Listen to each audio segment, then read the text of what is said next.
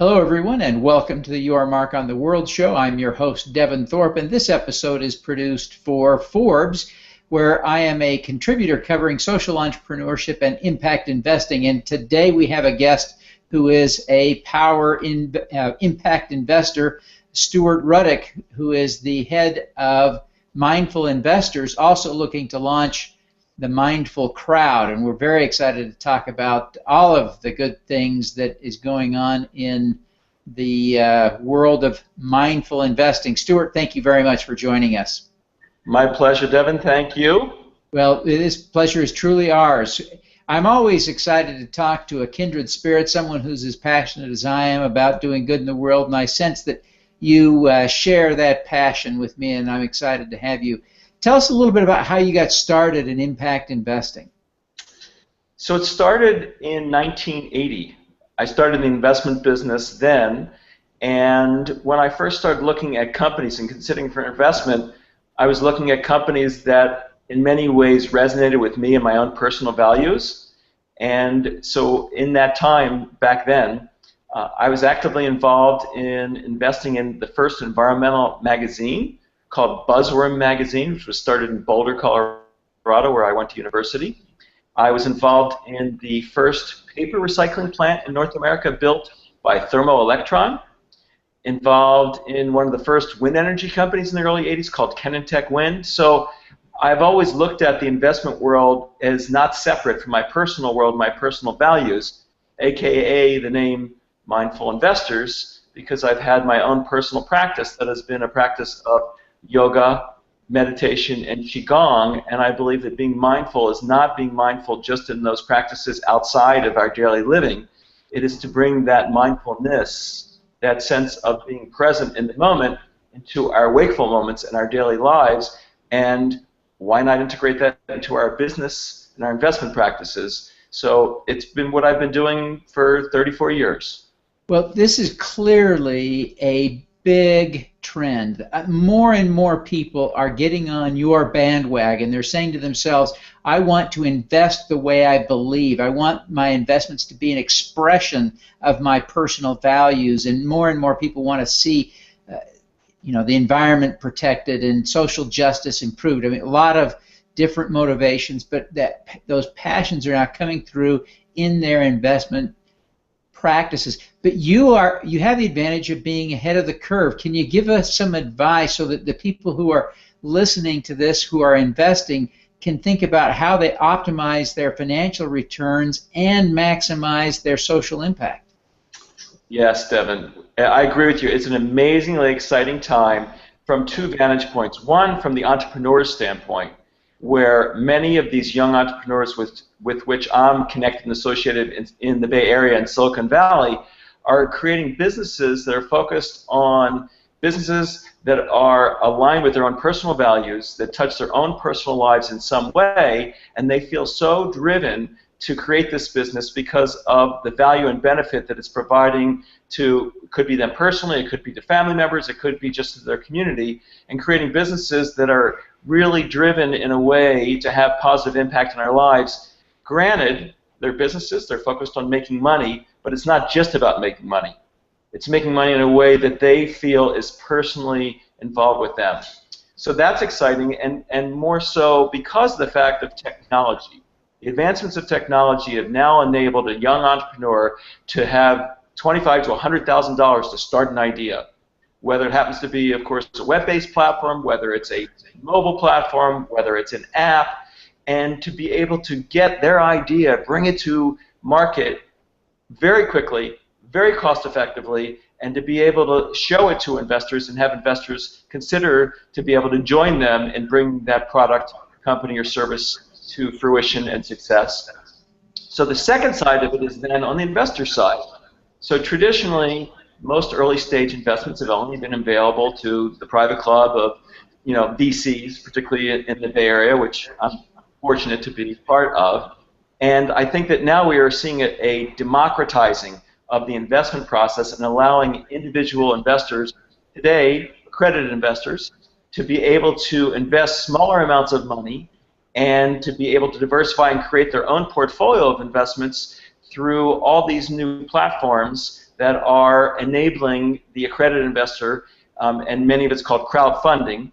And so there's many, I'd say at least 12 really well-established investment platforms that are focused on allowing accredited investors to invest in individual companies. And as you said earlier, we are about to launch our own platform called the Mindfull Crowd for accredited investors to be able to invest in our companies that we've already funded in our own venture fund, we've already done our own due diligence on, and we've maybe already invested our own money into it, so they're investing alongside us and getting this, I'll say, insider access to what's going on in the venture world and Silicon Valley.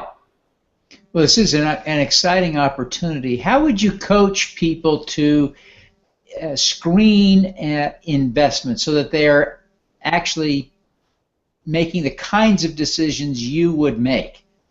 Great question, and critical question, because I think what happens with most investors, either one, they've built their own company, they've been successful, so therefore they think they can now be a venture capitalist.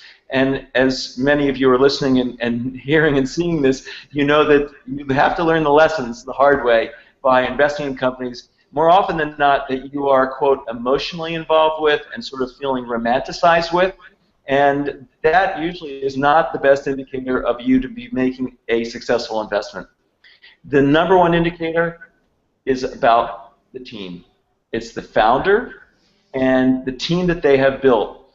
One, their passion, their drive, their fervor to make this company be successful is everything.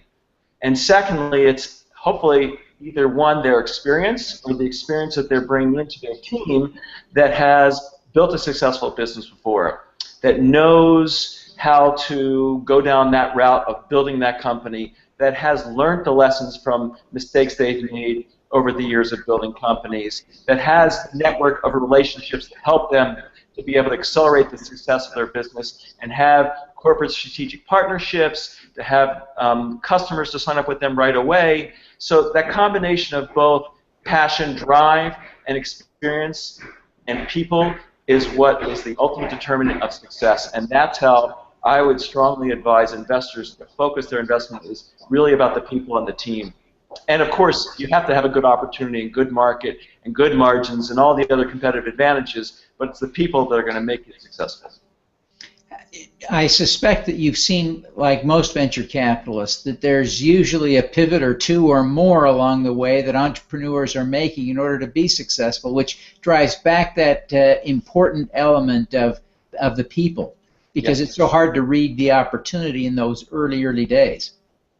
Yeah, well, I think, quote, statistics will say that 80% of early stage companies have a pivot, and they are required to transform and evolve their business in some way that is not, completely different, but it is differentiated in their business, because as they've gone to market, they've gotten that customer feedback that has told them, oh, this is the way that we need to go, or this is what the consumer wants and demands. So I think that entrepreneurial spirit to be flexible is critical and is, once again, a key factor of success, because the two things that kill a company are, one, the determination and sort of the narrow-mindedness of a founder that it's got to be this way and this is the way I see it and I know the way it's got to be, instead of them saying, oh, yeah, this is the way it's got to be, but consumers are telling me to go that way. So being flexible to listen to advice and what consumers tell you.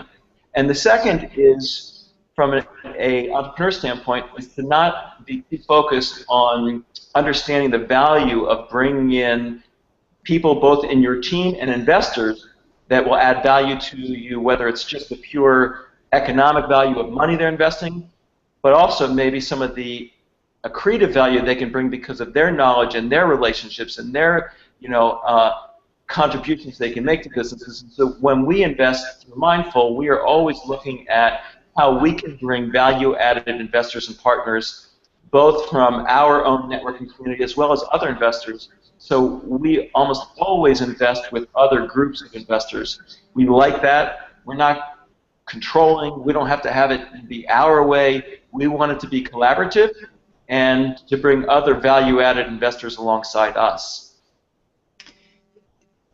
You've been doing this for a long time, and so one of the things that I imagine you've had an opportunity to see is the way that entrepreneurs have been faced with the challenge, the real dilemma between being financially successful and achieving their social objective. Can you think about how you've guided those entrepreneurs through those moments to be financially successful at the same time they're continuing to drive that social impact you were hoping they would drive from the outset? Yes, Deb. First of all, it's up to the entrepreneur to have that within themselves, that commitment to the values and whatever the mission of that business is and how it's going to positively enhance people's lives. You can't teach that. You can't give that to someone, and unless that they own that viscerally, they're never going to really act upon that. So the litmus test for us in every investment is that entrepreneur has already got to have that seed within them that they believe in and they are germinating and growing. So with that being the case, then how do we make sure that they are molding and bringing together their values with the economic opportunity?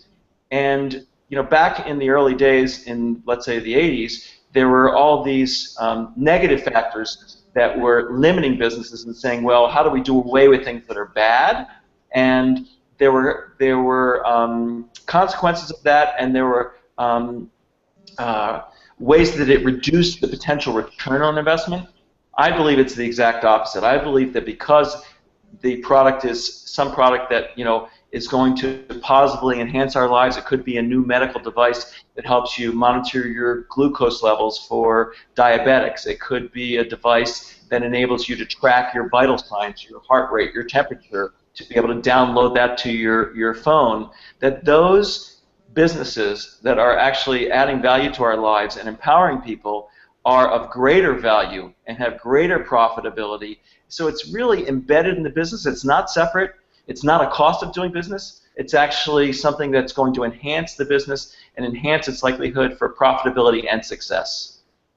Well, it does seem to make sense, really. I think a lot of us come at this with the sense that there is an inherent conflict between the return on investment and the social impact, that those are somehow competing. And your point that they are harmonious is borne out by the fact that a good social entrepreneur, a good entrepreneur of any sort, is solving a problem. And if a social entrepreneur is solving a social problem, the better he solves the problem, the more the return on investment should be, right? Very definitely. And once again, the name Mindfull we've chosen pointedly because we believe that the basis of our investments are in people that are building companies that care about what they're doing and the impact it's going to have in the world. They're not do-gooders. They're not social. And as you notice, we don't use the word impact and social because they're businesses. They're entrepreneurs. And it just so happens that their passion is to build these businesses that they feel are really important, that are adding value to people's lives. And there isn't this distinction. There isn't a cost. And there isn't a need to label it.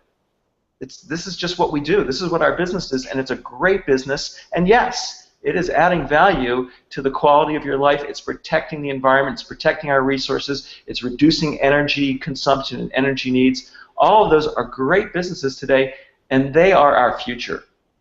Yeah.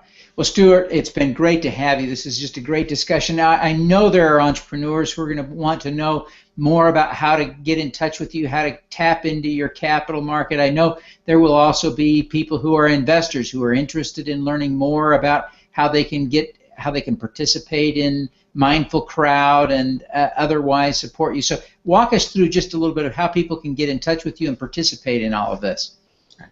The first step is to go to our website, mindfullinvestors.com, which I think is shown here, and take a look at our current investments in our fund. We've got 6 companies that we have funded in our fund, and see which of those companies you think are intriguing and that you might like to invest in.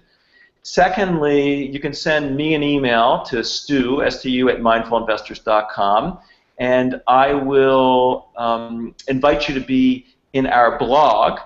And as a member of our blog, you will have early access to Mindfull Crowd, which we will be launching very soon. And we will give you early access to be able to see what's happening at Mindfull Crowd and to sign up as a member of the Mindfull Crowd. Once again, you need to be an accredited investor to be able to do so. And those are really the two initial ways I would say that we can be connected. Right. Well, fantastic. Stuart, give us your email one more time since that's not on the screen. Stu, S-T-U, at Mindfull Investors, MindfullInvestors.com. Fantastic. Stu, thank you very much for joining us today. We wish you every success in your investing and in launching Mindfull Crowd. We're excited about that and hope you'll keep us posted on your progress. I will, Devin, and thank you. All righty. Let's do some good. Good day.